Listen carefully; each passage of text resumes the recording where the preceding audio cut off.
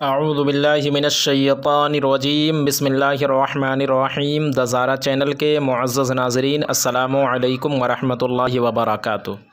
नाज़रीन मोहतरम, आज हम तख्ती नंबर 17 पढ़ेंगे, तो चलिए शुरू करते हैं। बिस्मिल्लाहिर्रहमानिर्रहीम। तख्ती नंबर 17, वक्फ़ करने के क़ायदे। वक्फ़ करने के क़ायदे यानी वक्फ़ का मतलब होता है ठहरना। और कुरान पाक पढ़ते पढ़ते किसी जगह हम ठहर जाते हैं तो किस तरह हमें ठहरना है, किस जगह पे किस तरह वक्फ़ करना है, ठहरना है, उसके बारे में हम पढ़ेंगे। वक्फ़ के माना ठहरना, यानी कुरान पाक पढ़ते पढ़ते किस तरह ठहरे। ऐसे गोल निशान, ये जो आप गोल निशान देख रहे हैं, ऐसे गोल निशान को आयत कहते हैं। नंबर 1, ज़बर ज़ेर पेश दो ज़ेर दो पेश पर वक्फ़ करना हो तो आखिरी हर्फ पर जज़्म देकर सांस तोड़ दें, इसी को वक्फ़ कहते हैं। यानी ज़बर ज़ेर पेश दो ज़ेर दो पेश पर वक्फ़ करना हो तो आखिरी हर्फ पर जज़्म देकर सांस तोड़ दें, इसी को वक्फ़ कहते हैं। नंबर 2, दो ज़बर पर वक्फ़ करना हो तो एक ज़बर के साथ अलिफ पढ़ा जाता है, जैसे अहदन से अहदा। दो ज़बर है, अब अहदन किसी जगह आएगा तो अगर हमको इस जगह पे रुकना है, ठहरना है, तो अहदन हम वहाँ पे रुकेंगे तो इस तरह नहीं रुकेंगे अहदन, बल्कि अहदा। फिर जब हम वहाँ से लौटा कर पढ़ेंगे तो फिर हम अहदन पढ़ेंगे, लेकिन जब रुकेंगे तो हम अहदन से अहदा पढ़ेंगे। नंबर 3, गोल ता पर वक्फ़ करना हो तो वो हाय साकिना बन जाती है, जैसे जारियतुन से जारिया। यानी जहाँ भी इस तरह का गोल ता आए, इस तरह की गोल ता आए, तो वहाँ पे अगर हम वक्फ़ करेंगे, ठहरेंगे, तो ये गोल ता जो है वो हाय साकिना बन जाती है। गोल ता हाय साकिना बन जाती है। जैसे यहाँ पे है जारियतुन, अब अगर हमको इस जगह पे रुकना हुआ तो जारियतुन से हो जाएगा जारियह। अऊज़ु बिल्लाहि मिनश्शैतानिर्रजीम बिस्मिल्लाहिर्रहमानिर्रहीम। अल्हम्दुलिल्लाहि रब्बिल आलमीन। इय्याका नअबुदु व इय्याका नस्तईन। क़ुल हुवल्लाहु अहद।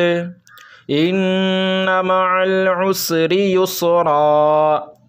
फ़ीहा ऐनुन जारियह। तुस्क़ा मिन ऐनिन आनियह। ला तस्मउ फ़ीहा लाग़ियह।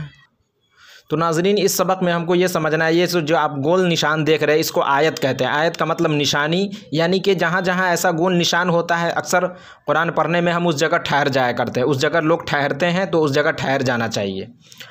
अब आपने पढ़ा कि ज़बर ज़ेर पेश दो ज़ेर दो पेश पर वक्फ़ करना हो तो आखिरी हर्फ पर जज़्म देकर सांस तोड़ दें। मैं उसकी मिसाल आपको दे रहा हूँ, जैसे अल्हम्दुलिल्लाहि रब्बिल आलमीन।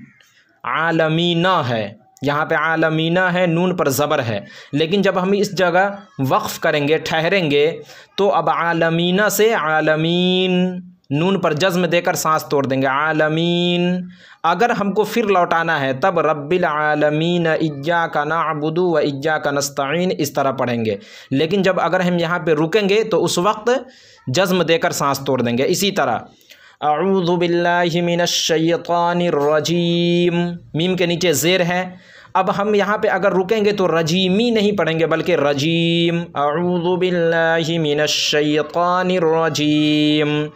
और अगर हमको मिला के पढ़ना है यहाँ, तब जाके हम इसको रजीमी पढ़ेंगे, इस तरह अऊज़ु बिल्लाहि मिनश्शैतानिर्रजीम बिस्मिल्लाहिर्रहमानिर्रहीम। और अगर रुकेंगे तो रजीम होगा, रजीमी नहीं बल्कि रजीम होगा। मीम को जज़्म देकर सांस तोड़ देंगे।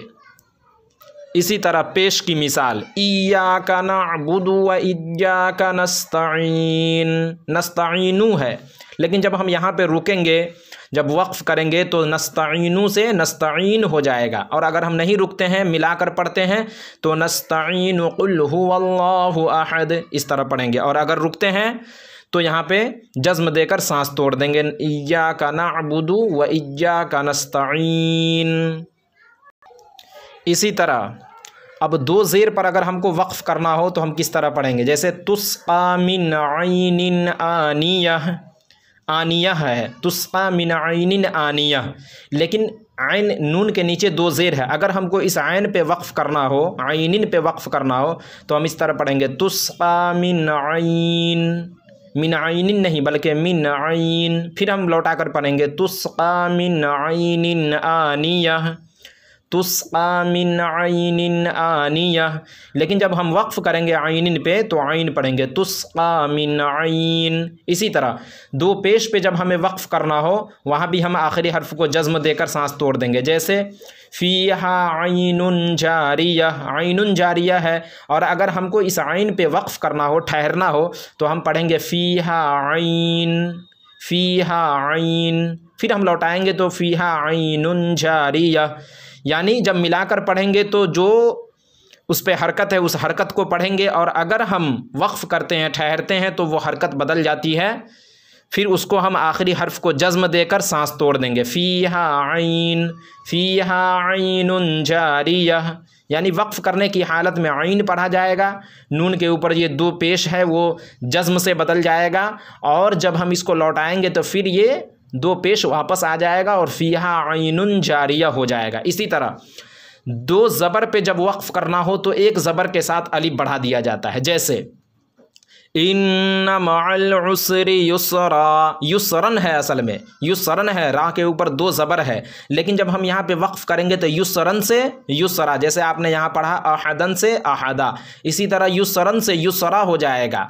और अगर हम यहाँ पे वक्फ़ नहीं करते हैं तो फिर इस तरह हम पढ़ेंगे इन्ना मअल उसरि युसरन फ़ीहा ऐनुन जारियह, यानी अगर हम वक्फ़ नहीं करते हैं तो रा के ऊपर जो हरकत है उसी हरकत के साथ हम पढ़ेंगे, और अगर वक्फ़ करते हैं तो रा पर एक ज़बर के साथ एक अलिफ बढ़ा दिया जाएगा, उस युसरन से युसरा हो जाएगा, युसरन से युसरा हो जाएगा।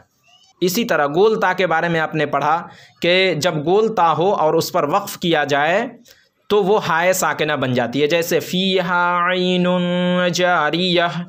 अब यहाँ असल में जारियतुन है, लेकिन चूँकि अब यहाँ पे हम वक्फ़ कर रहे हैं, ठहर रहे हैं, तो जारियतुन से जारियह, ये हाय साकिना बन जाएगी। ये तुन जो है, तादो पेशतुन जो है, ये हाय साकिना बन जाएगी वक्फ़ की हालत में, ठहरने की हालत में हाय साकिना बन जाएगी। तो अब हो जाएगा फ़ीहा ऐनुन जारियह, और अगर हम नहीं रुकते हैं तो होगा फ़ीहा ऐनुन जारियतुन तुस्क़ा मिन ऐनिन आनियह।